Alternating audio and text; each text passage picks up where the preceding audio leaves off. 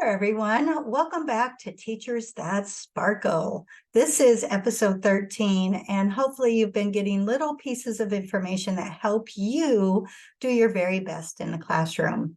One of the things I wanted to share before we get started with today's content is that I have been speaking with so many people, and I want you to know I'm really on a crusade. I feel like my place in the world right now is to really get the word out about how hard teachers work each and every day, how hard principals work, how hard people in public education work, and how much time they dedicate to the profession so that they can have an impact on students' lives and eventually the future. I want you to know that people are hearing me.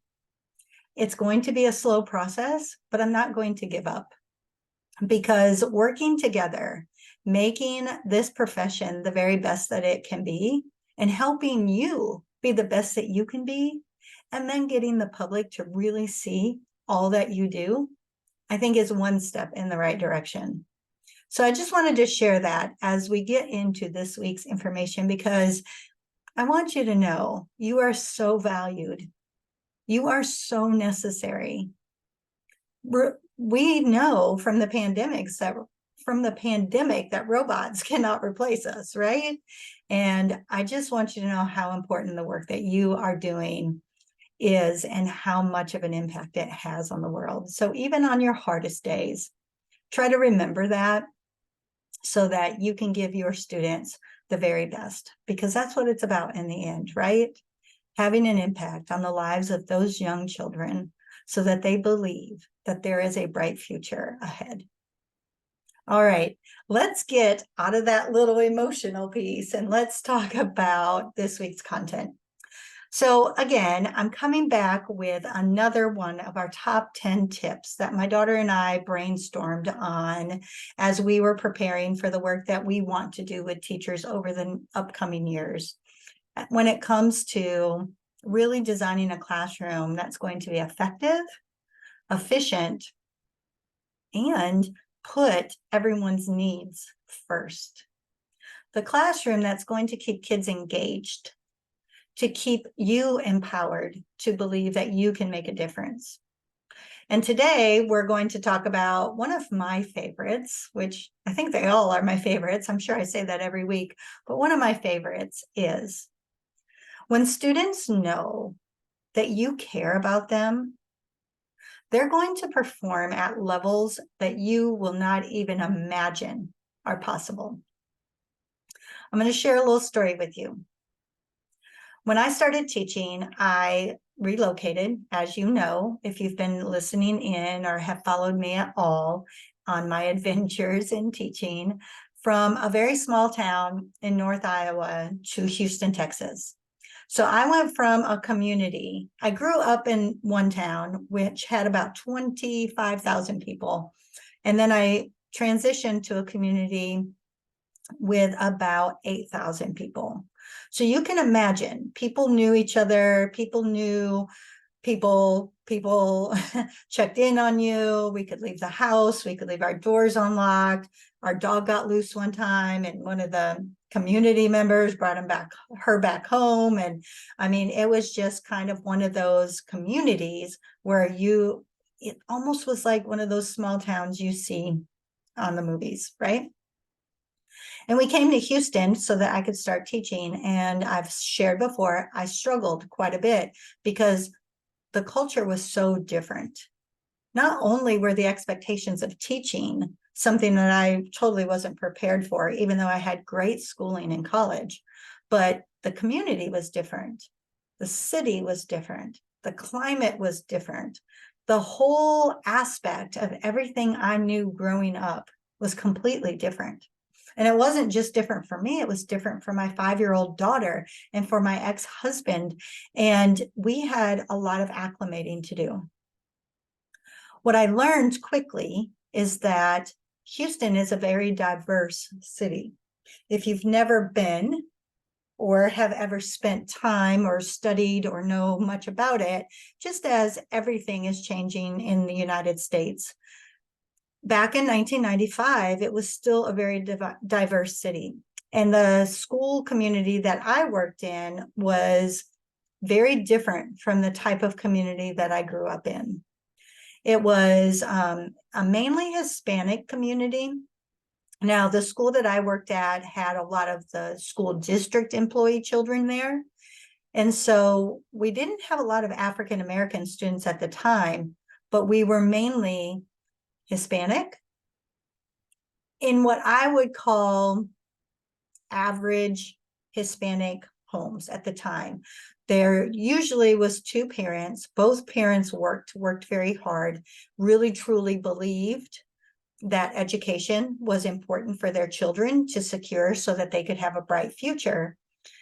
But maybe the work that they were doing maybe wasn't quite the work that was going to get them up into the middle class kind of category. So the school itself was a Title I school, and we had a high number of low socioeconomic families. We also had a high number of students who did not speak English as their first language. And that's where I came in.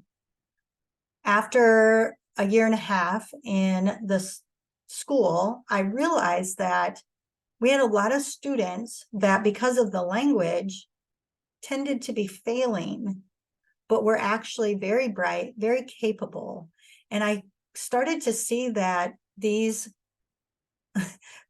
students were getting very discouraged, because if you could speak to them in their native language, they would blow the other students out of the water, basically. But at the time, we didn't have bilingual education, so to speak. So you weren't in a Spanish English class, you were in an English dominant class and a totally immersion class. That's just the way it was at that point in time. And eventually, as I started to get my certification to work with these students in particular, we started to add bilingual, but it only went up to second grade. I came to them in third, fourth, or fifth grade, and then they would be in all English classes. So the work we did together was hard. It really was. The students had to learn the curriculum, prepare for the state assessments, but then also be able to start making this translation of what they knew in their native language into English to be able to produce the work and be successful. But one of the things that I always did with my students is I made sure that they knew how intelligent I believed that they were. And I could see it. And I would tell them things all the time. Like, number one, I don't speak fluent Spanish. So they had a gift, a talent, a skill that I did not have as their teacher, who should have had all of the knowledge, right, in their little minds. So I pumped them up about that, because what I didn't want them to start to feel is they were incapable because they spoke another language, or that their parents were an embarrassment because they didn't speak the English language.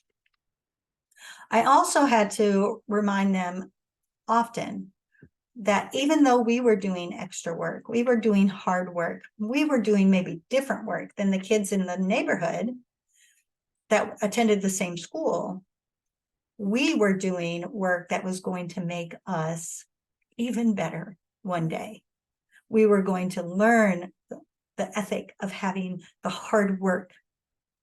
We were going to learn grit and perseverance. And we were going to learn that if we set our mind to something, we were going to get there.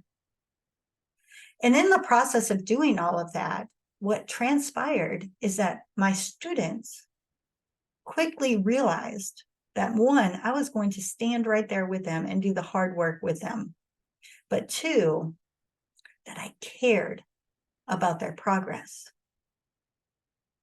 And that eventually translated to the families, because when I would have the families come in and we would have parent conferences and we would talk, I would hear things from the parents like, Johnny doesn't want to miss school because he's learning and he feels confident and he's never been this successful before.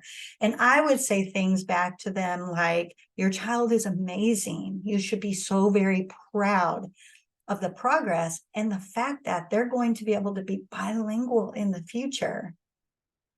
And that is going to get them to wherever they want to go if that's what they choose to pursue.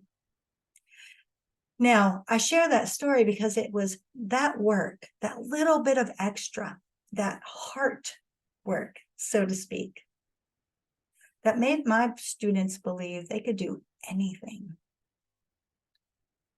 And then in turn, what that did is that they did accomplish everything.